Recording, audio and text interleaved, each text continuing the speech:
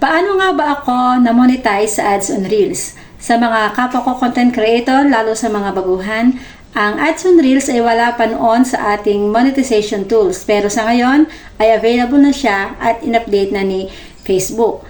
Ang ads on Reels ay walang criteria na kailangan nating punuin dahil ito ay binibigay ni Facebook through invitations. Pero kahit na kakaunti pa ang ating followers, mayroong na-invite dito. At kahit pa pula ang ating dashboard ay meron ding na-invite. Kagaya ko na pulang-pula ang aking dashboard, halos mawalan ako ng pag-asa. Pero bigla isang araw, nagkaroon ako ng ads on Reels. So, ano ang aking ginawa? Pwede na pala tayong gumawa ng paraan para tayo ay ma-invite ni Meta sa ads on Reels. Ito ang aking ginawa. Para mag-request ng ads on Reels, punta tayo sa ating Facebook account. Sa ating profile, screenshot natin. Kakailangan natin ito mamaya. And then, ang ating dashboard, screenshot din natin. So, makikita nyo ang aking dashboard ay green na green. Pero nung ako po ay na-monetize at na-invite sa ads on Reels, ay sobra po yung pula. Kaya kung pula po ang yung dashboard, huwag po kayong mawawala ng pag-asa. May pag-asa po at ito po ang isang paraan mag-request ng letter. Ang ating pong monetization, atin din pong screenshot. I-save po natin ang tatlo. Back po tayo sa ating Facebook. And ito po ang tatlong guhit sa bandang kanan sa taas. Pindutin po natin. Scroll up natin. Hanapin ang help and support sa baba.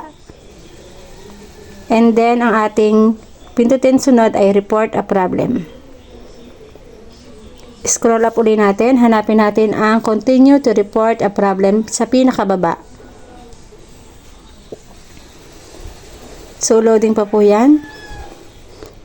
Huwag po tayo mawawala ng pag-asa kung pula ang ating dashboard sapagkat ang akin nga po ay pula. Na-invite ako sa ads on Reels. Pindutin po natin ang include in a report.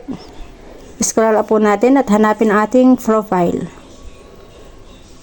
Dito po sa upload, i-upload po natin yung ating tatlong kaninang in-screenshot. Ang atin pong monetization. Yan po. At ang atin pong dashboard. And ang atin pong profile. At dito naman po sa describe the issue, ito po yung letter. And ilalagay ko na lang po sa comment section. Ang gagawin nyo na lang po ay inyo na lang po i-copy paste para po madali. Lagyan nyo po ng inyong pangalan doon sa pinakababa sa thank you. And pagkatapos po niyan, isesend na po natin doon sa pinakataas, send report. Hindi ko na po siya isesend dahil meron na nga po akong invitation at meron na din po akong ads on Reels. So, tinuturo ko lang po kung anong susunod nyong gagawin. At yun nga po ang ginawa ko, nag-request po ako ng letter para po ako ma-invite sa ads on Reels. And finally, itong October 18 nga po ay na-invite na at na-monetize na sa ads on Reels ang inyong kapitana. At napakasaya nga po sa feeling. So, kung gusto nyo rin po ma-invite, try nyo din po ang ginawa ko and hoping po na kayo naman ang susunod na ma-invite dito sa ads on Reels. Gawin nyo po ay mag-upload lang po kayo ng mga original videos, sipagan pa po natin at huwag po tayong tatama rin sa araw-araw dahil kung kaya po ng iba ay kayang-kaya rin natin. Maraming salamat po sa inyong panonood. And ito po ang inyong kapitana, ang kapitana ng Lipa. God bless us all. Sana po ay nakatulong and hoping na kayo naman ang susunod na ma-invite dito sa ads on Reels. Thank you for watching!